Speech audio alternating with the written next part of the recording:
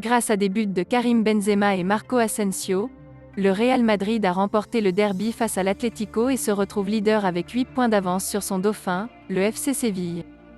Nous ne sommes qu'à la mi-décembre, mais la passation de pouvoir a peut-être eu lieu hier soir entre le champion d'Espagne en titre et son très probable successeur. Car rien ne semble pouvoir arrêter le Real Madrid cette saison dans sa quête de la Liga. Et surtout pas l'Atlético, dominé 2-0 au Bernabéu grâce à une magnifique volée de Karim Benzema à la 16e minute et un but de Marco Asensio à la 57e. Après ce succès, le Real Madrid compte 8 points d'avance sur le FC Séville qui doit jouer un match de plus, 13 sur l'Atlético et 18 sur le Barça. Il a maté ses deux rivaux historiques sans aucune discussion possible. Un 35e sacre en Liga lui tend véritablement les bras. Après les nombreux couacs du premier tirage au sort pour les huitièmes de finale de la Ligue des Champions, l'UEFA a décidé de procéder à un second tirage. Deux grosses affiches sont à noter. L'opposition entre l'Inter et Liverpool, ainsi que les retrouvailles entre le PSG et le Real Madrid. A souligné également l'intéressant duel entre l'Atlético Madrid et Manchester United. Voici les autres affiches de ces huitièmes de finale de Ligue des Champions. Salzbourg-Bayern, Benfica-Ajax, Chelsea-Lille, et Villarreal-Juventus. Après l'immense déception de la Ligue des Champions, où le Barça n'a pu faire mieux que troisième de sa poule derrière le Bayern Munich et Benfica, le club blaugrana est maintenant contraint de passer par la case Ligue Europa pour rêver d'un destin européen pour la suite de la saison. Le tirage au sort des barrages de Ligue Europa a eu lieu ce lundi midi, et c'est Naples qui sera au menu du club catalan, qui aura le désavantage de se déplacer au match retour.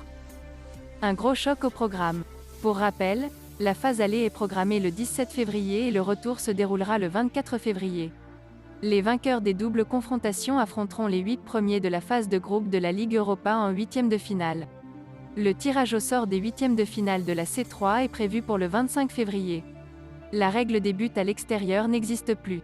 Les clubs devront se départager durant les prolongations ou les tirs au but en cas d'égalité. Face à un début de saison très délicat, le FC Barcelone chercherait à se renforcer, notamment sur le plan offensif. Joan Laporta multiplierait les pistes et plusieurs joueurs ont déjà vu leur nom être liés au club catalan récemment, comme Raheem Sterling, Timo Werner ou encore Ferran Torres. Ce dernier aurait d'ailleurs éveillé l'intérêt de Xavi, qui le considérerait comme un dossier prioritaire pour cet hiver. Actuellement blessé, l'Espagnol a sans doute perdu sa place dans le 11 de Pep Guardiola au profit de la concurrence à son poste.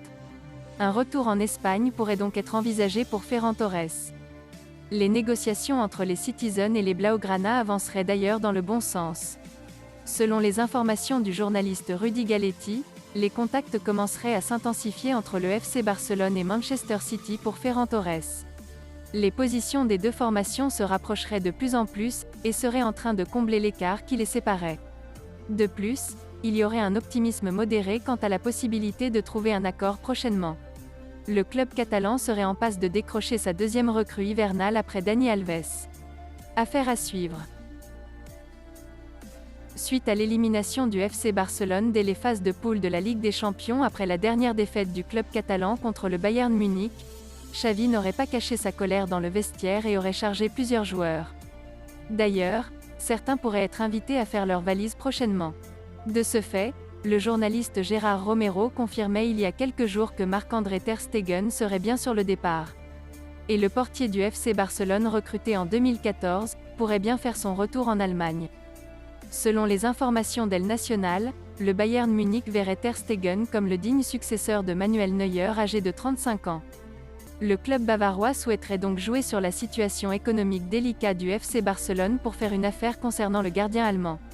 D'après le média catalan, le pensionnaire de Bundesliga aurait même déjà fait une offre à hauteur de 30 millions d'euros pour le portier de 29 ans.